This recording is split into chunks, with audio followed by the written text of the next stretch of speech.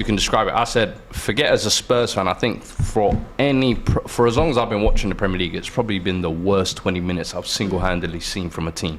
Like, to capitulate in that manner. And I know you're looking over thinking, we've had 7-0. I've seen 9-0 Leicester. I've seen 9-0 City, Middlesbrough, was it? Mate, I've seen all types scoreline. But 20 minutes like that, where I can look at Lloris, Porro, Dyer, Romero, Perisic, Højbjerg, Skip, every name I picked out there, within those 20 minutes, you can look at some calamity they did to cost us a goal or something. So for me, I said that wasn't even, that was almost like a summary of our season. Yeah. That was almost a summary of Levy's tenure, if you like. A summary of Conte's last 18 months, all in like a nutshell, hitting you in one go. So it was a reality check for us of what our situation has been. It shouldn't be a reality check though, should it? No, because I said all season long we've been in the top 4 race. Yep. And at the start of the season I sat here and said we're not going to be in this top 4 race. And people were like, no, but look, you're there. And I said the only reason why we're here is because Liverpool are way out of it. Yep. Chelsea, way out of it. United, fumbling it at every opportunity possible. I said we're only here because the others around us are so bad. There's no West Ham this year, there's no Leicester this year, so we're just capitalising on an opportunity. All of a sudden, Liverpool's starting to get their things together. Newcastle looking a bit serious post-Carabao. You guys under Ten Hag, pick and choose your moments when you want to be just active, at home, but you're there. Just at home. So for me, I've said when you look at those other sides and you look at Spurs and you look at the quality of the squad, firstly, previously you would have said maybe Conte will be the one thing that will keep you guys going. He's not there anymore. You saw what Stellini did in this time while he was there. So I look at managerially, we have no advantage over these other sides. So for me, it's just the rest of the season is pretty much a free fall, how I can see it, up until the summer. Some of the inevitable Kane departure is going to happen. And then Lord, where do you think he's going to go, by the way? Because you're asking that. You don't know. No. You know damn well where he's going. I don't. Because obviously the Pochettino Chelsea thing is, for me, is a bit. No chance. He's going there, and then he might want to stay in London. Look, what Todd Bowley might spend the money, and we know he's going to put the money forward if he's going to be for someone like Kane. As far as I'm aware, we're covering quite a lot of topics there all in one go. But let's just keep on the Newcastle game, because I think there's a lot to be said about that game. And I think even Daniel Levy, he came out and said it was unacceptable. I would say unacceptable, embarrassing, catastrophic, Spursy. They're my top 4 words to describe that. I'm giving you a top 4 because obviously only top 4 you're going to see this season. A top 5 if you want. Oh, go on. 1, 2, 3, 4, 5. I can give you a 6. There you go. They're 5 wonderful words. Yeah. Sorry. That was an attack. But it was completely unacceptable. And you have been getting away with looking like you're in the competition for top 4. But what you produced on Sunday, that was so far from a top 4 performance. It's outrageous. Do you know what that was? That was almost the passing of the baton you saw of us exiting any further top 4 conversations and Newcastle for the foreseeable future entering in, and they did it in style. For me, I think you got to give Newcastle their credit as well for at home. They could have. I said this game was a 6-pointer because of the table positions, but Newcastle said, "Now we're really going to show you how far you've fallen off this year and how far we've come, essentially." And that's what that 20 minutes was pretty much a summary of. I saw on their YouTube channel they've dropped the entire first 21 minutes of the game. So listen, a big moment for them, and I'm sure they'll use it to push on for the rest of the season. But for us, for me, I think it's going to be one of those moments where you remember Conte's rant the other week. No, I've forgotten that actually. Yeah. So that rant is going to be one of those rants in about 2-3 years' time. For the next couple of years, it's going to be replayed again and again, and people. A bit like Ragnick, then, isn't it? Same thing. But the thing is, with United, now you've got Ten Hag, you can see kind of changes coming. Yeah, but there's the other side of things as well. But with Spurs, there's so many. There's Levy, the ownership. There's problems there. We have a director of football that's just been sent to jail. We have a manager who's basically just been sacked, and his assistant came in and completely fumbled it. Now we don't know what we're waiting for basically Chelsea to sort their mess out before we can sort ours out. We'll take the leftovers. Do we not? Let's not bring Chelsea into this. We're going to talk about Chelsea at some point today. We are going to talk about it. We have to be because no. I'm sorry. How can you have one shot on target and have 2 goals and still lose? How can one player have scored more goals? I actually can't. I'm resigning. No, thank you. Talking about Stellini though, It's weird, no, that they kept him on even after Conte had left. Like, what did you think of that anyway? It's embarrassing. It shows you that the running of this club, how bad it's been. From when you went through getting Conte in the summer, you tried to get him. You failed that. You went through 20 different managerial process. You finally got the man. You backed him like an idiot, basically, and then you gave his assistant the job. For me, I don't know what we're thinking there. It was literally a carbon copy of what we were complaining about with Conte's tactics and things like that. Then you sack him, but now Ryan Mason's been left till the job. You saw what happened when last time Ryan Mason was left in charge. To be fair, it was against who was against Liverpool City? It was City in the Carabao Cup final. Oh, come on. But even the last 2 games or whatever, they weren't great. They weren't inspiring. It didn't show me that there's a potential coach there like O'Neill at Bournemouth. You know, this is the thing I say about caretaker roles, yeah. You have 2 ways to approach it. You can either say, I'm a guy who's a placeholder, I know what I'm here to do, and I'm going to step back later on. Or you can come in and try and see it as an opportunity to say, I can leave my tactical imprint. Stellini, for me, fumbled a massive opportunity there to say, let me see if I can try something a little different. He did. He tried in the last game against Newcastle, a Hail Mary of trying to 4 at the back. Wrong game to try it when you know how well Newcastle press, how well their shape is. Joe Linton and these harassers they've got up front pretty much.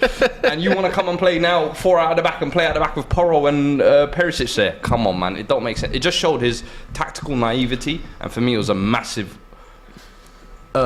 eyes on how bad the leadership is at Spurs from top to bottom. Honestly, this club is sounds so familiar. It's so rotten, very familiar. And this is the thing I always say: United fans and Arsenal fans have always been able to relate. I feel like in some capacity, whether it's their ownership or whether their squad needing transition, but nobody has the clusterfuck of all of it going on all at the same time, all at once. So like Man United happened literally last season. By the way, we had exactly the same season what you're doing right now. They did with Ragnick exactly the same and worse.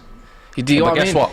As Man United, you always know you have the heritage, you always know you have the money, and you always know you have the potential to come back. Support I think with this us, is something that once Kane leaves this summer, welcome to the abyss. With money, it is an important thing because Daniel Levy for fans is a nightmare owner because he's always looking for a bargain. He's always looking for somewhere where he can make a really good deal, but that is just not what you want as a fan. I'm not saying Todd Bowley and the way he's doing it, throwing money at things, is the right answer either. It's a balance. But exactly, and I think we're on 2 completely different ends of the spectrum there. But neither are a model for success. That's the point. For me, especially when you look at 22 years, and I said on Stoppage on the weekend, we've probably been the most stagnant club in the Premier League in the past 20 years. I agree. I was about to say this. You've always been the steady Eddies, lad. You look at teams like Fulham, West Ham, Newcastle, at least they've had the relegation year. Oh, we're down in the dumps. But they get the championship year. Playing attacking football, going for some silverware. The vibes are back. The fans have something to celebrate. As Spurs, you're almost in this limbo zone of we're never going to drop far enough to worry about relegation, but we're never going to push on to quite be successful. So we actually have nothing to celebrate. You know what you are? You're a Martin O'Neill's spicy Aston Villa. That's all you are. And that's all you ever will be. They're not even spicy, and that's facts. Yeah, they were. Oh, back then, Milner, Ashley Young, they all weren't them players there. They weren't getting in Champions League. Yeah, I know, but it's just, I know it's a little bit different. But you're basically different. you're just there. Like it's just there. They were there in the top 4, but then they moved down a little bit. I don't know. For me, I look at Spurs and I'm like, I feel like if we had the right ownership, a serious. Maybe the Jassims, I see he's struggling to go and buy United. If he wanted to come to United, if they were serious owners, I feel like the club does have the potential to maybe push on. As long as Levy is in charge, I promise you that we will never see. I mean, Jim Ratcliffe has like 30% ownership of Spurs, I swear, in some capacity. How so? I think he's actually a sponsor of one of yours. You can have Sir Jim Ratcliffe if you want. No. Why not?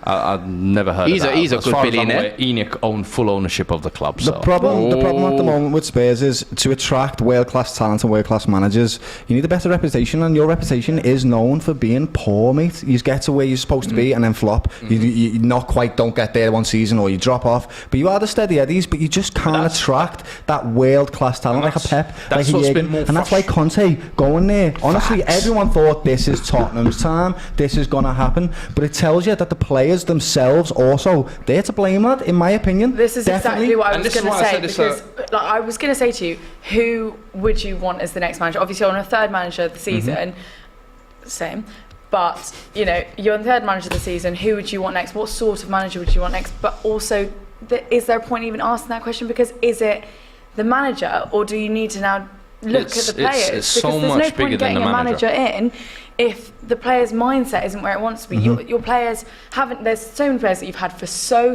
long. You're not getting the money that you need, investing in the right players, and it's like they just don't want it. It's exactly what Doyley said there, and I think this is the biggest frustration with Spurs fans over the past 4 or 5 years is we went through the Pochettino where it was like, okay, we're finally going to break that mold and potentially crack that, and then it's like, okay, you cut that down to give us Jose and to give us Conte in order to say you're going to give us instant success, but you've not backed either one like you actually want to compete like these other top clubs. So for me, it's a case of, is the manager, no matter what manager you get, are they ever really going to succeed? We've seen a Pochettino style, we've seen a Jose style, we've seen a Redknapp style, we've seen a Martin Jol style. We've had every archetype of manager, if you like. So no matter what, I feel like as long as this board is in charge, regardless of how good the manager is, they're going to be shackled. Conte won a trophy every single year prior to coming Spurs.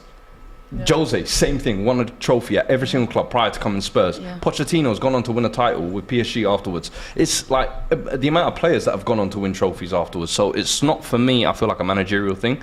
The ideal scenario, I think, get a Marcelo Gallardo or a Nagelsmann type, someone who can work within a budget, someone who can work. I've got something to say to you about this. The Nagelsmann, though, I feel like also it's going to create that pressure of, okay, Spurs are going to be back within the next year or so, and I don't know if the club are going to back Nagelsmann how he needs to be back, because Nagelsmann does need a budget. Let's remember, he's coming from Bayern Munich. He's coming from RB Leipzig, where he's had money. Especially with the players that you've got right now. But you know what I'm going to say to you? This is mad. This is very controversial. Selling Harry Kane is going to be very good for Tottenham. That's what I think as well. Absolutely. Do you know why? Because the team is no longer based around him. This is an ultimate rebuild. New manager, new players, new system. Everything has to change. And Levy has to recognise this right now or go. It's as simple as that, because you're going to be mid for the rest of your bloody life if you don't change now. I was going to actually, Man United and Tottenham in that respect, are they quite similar? Because you did, as you said, you went through that last season, then you've gone through the rebuild. We're still going through it. You're going through it, but I mean, you guys are doing so much better with everything that's gone on. So maybe you're right. Maybe that is exactly what they need. And also they had Eric Ten Hag on the process, literally interviewing him, and he rejected him. And the thing is, I suppose the club's given Ten Hag some control of what he wants to do. And he should. Is Levy gonna do that for any sort of manager? It's not just that. I don't think it's any manager. It goes to show. Look at Man United. They've had a dinosaur in LVG, right? They gave him fourth choice players. Jose Mourinho came in, didn't give him what he wanted. He wanted Van Dijk. They gave him Lindelof. Like around them sides. Then they thought, let me change it. Ole Gunnar Solskjaer. Like, didn't work out. Good feel factor. Ole's at the wheel. All that garbage, right? And then now it's just until they sort out their recruitment and all their back stuff and all that kind of stuff from top to bottom. Get rid of that criminal director of football and just absolutely go from there. Maybe Ragnick can come in. Maybe Nagelsmann come in as a pair, and start building it that way. That's the only way it's going to listen. Because you have spent some money this year, like all together. You have spent money. You have. You got Richie, for example.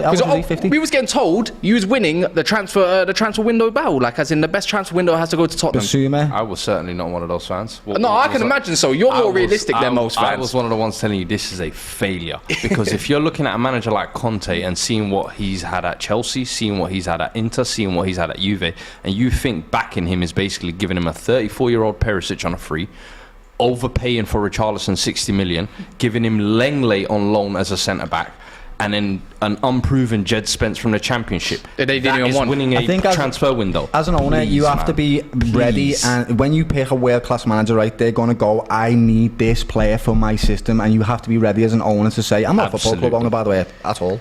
But if you are one, you have to be ready to say, yeah, here's the money, lad, make this work. Facts. And if he doesn't, you'd have to be ruthless as well and sell these players on. When Liverpool was successful, we had to sell Philippe Coutinho. He was our best player at the time, lad, but we sold him and we bought 2 other players, which became our 2 best players. You have to be ruthless. Same with Man United. They've found some success right now because they get rid of toxic energies like Paul Pogba, like Ronaldo.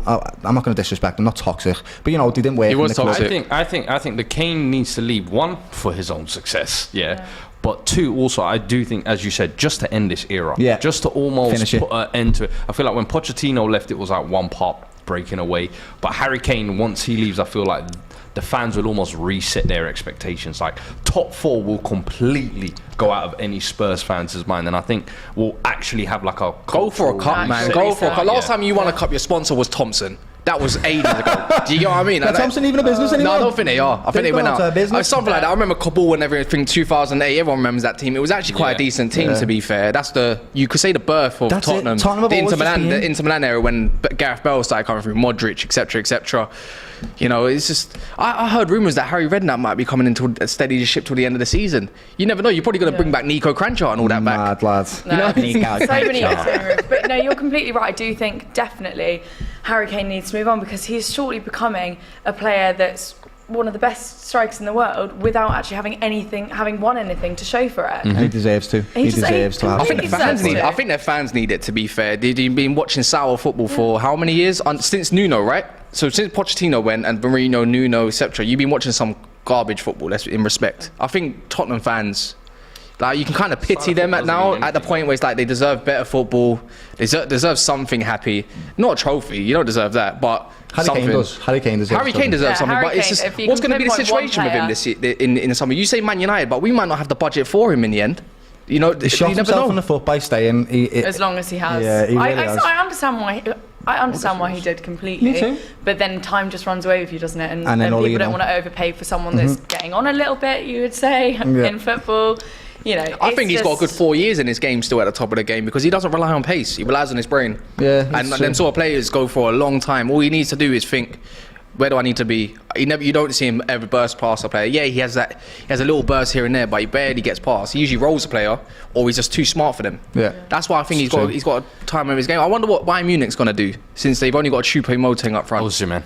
They're going for Osimhen. I heard something about his missus with Osimhen, that apparently his missus is homesick and he's looking towards that direction. But are Bayern Munich going to pay? Nigeria? No, apparently she's German.